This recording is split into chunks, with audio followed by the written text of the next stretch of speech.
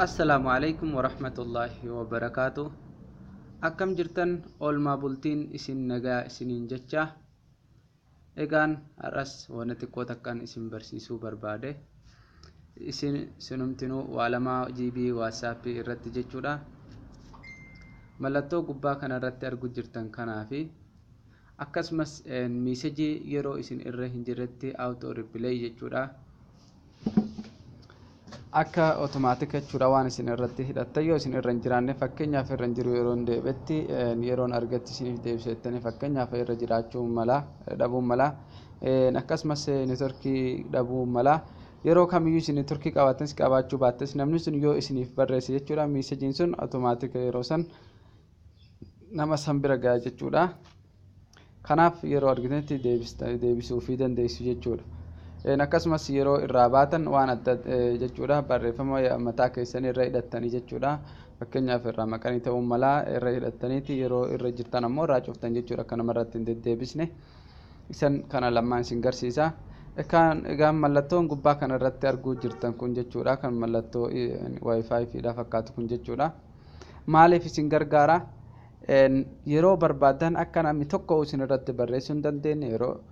namni tokko akka isin irratti bilbiluu hin dandeenye yoo barbaadan jechuudha hojii keessan irra jirtan isa kana tuquudhaan cuftan jechuudha ofirraa fakkeenyaaf amma yoo cufne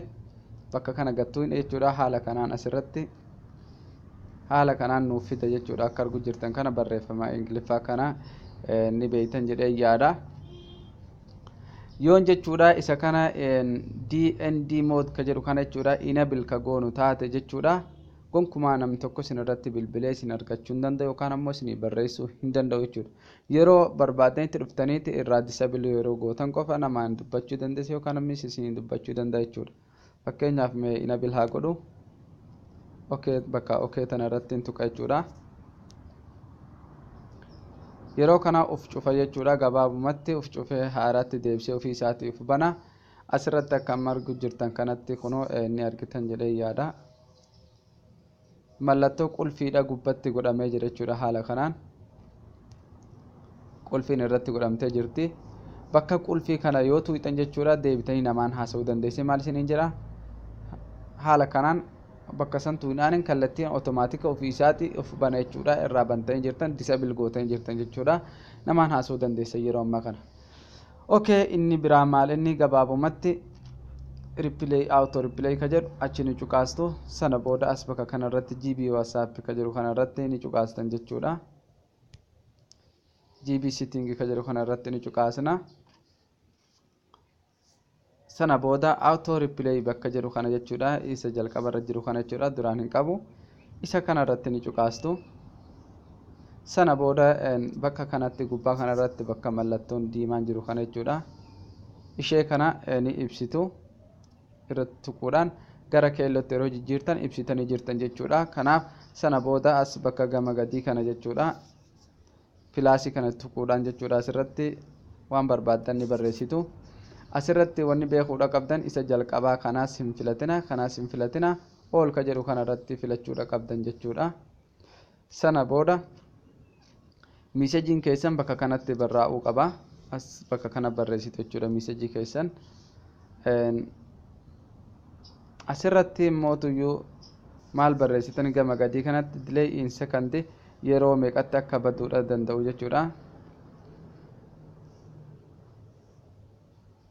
Asirrattis boos ka jedhu kana yoo filattan jechuudha guruppii irrattis kontaaktii irrattis ni ta'a jechuudha. Kanaafuu kontaaktii filadha jechuudhaan akka mataa kiyyaatitti ammaaf kontaaktii ka jedhu kanan filadha. Sana booda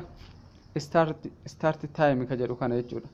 Asirratti kun maal inni yoo bakka cuqaasne sekandii hanga itti nama san bira meesejiin sun itti ga'uu danda'u jechuudha. Kana hin guuttanii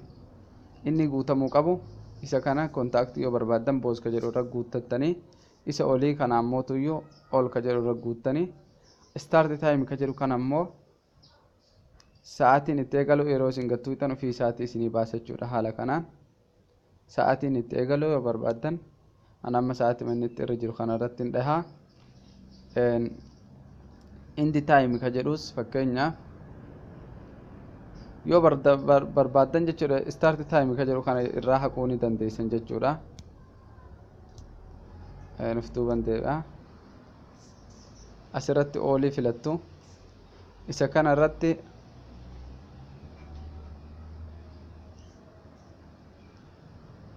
miisejii keessan fakkeenyaaf ni barreessitu nama mee waan barbaade haa barreessu sana booda bira ni kutaa kontaaktii kana filadhaa start time ka jedhuu fi end time ka jedhus hin barreessitan jechuudha san booda mallattoo add jettu gama gadii jirtu tana irratti ni cuqaastu jedhee yaada add jettaniini sana booda add kana yeroo tuutan hidhamee jira jechuudha amma mee fakkeenyaaf miisejii haa barreessuu fi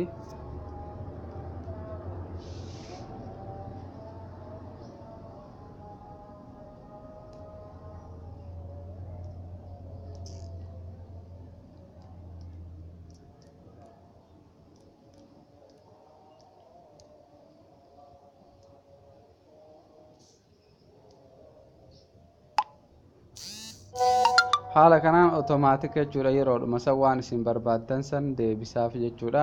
anama fakkeenyaaf isinitti garsiise malee isin waan barbaaddan irratti hidhachuudha dandeessanii egaan haala kanaan akka fayyadamtan isinin jedha warroonni akkasumas ammas wantoota isiniif hin galle jira namni tokko tokko jechuudha akkamitti of privacy keenya akkamitti dhoksina warra jettan yoo barbaaddan privacy kana tuquudhaan jechuudha haala kanaan ka barbaaddan filattu hide online status blue text second text kana hundi isaatu yoon cufuu ni dandeessan jechuudha akka raayitii lamaan goone yoo barbaaddan second tick ka jedhu kana irra dhoytu akka ammoo magariisan kennine ammoo blue text ka jedhu kana irratti ni dhoytu hiding gootu jechuudha online keessan akka nama arguu hin dandeenye hide online status ka jedhu kana irra ni dhoytu recordii yeroo nama barreessitan akka namni arguu hin dandeenye kana irra ni dhoytu kana hundaa ilaaluu ni dandeessanii isin haala kana barnoonni kan har'aa hanganuma. Assalaamu alaykum warahmatullaahi wabarakaatuh.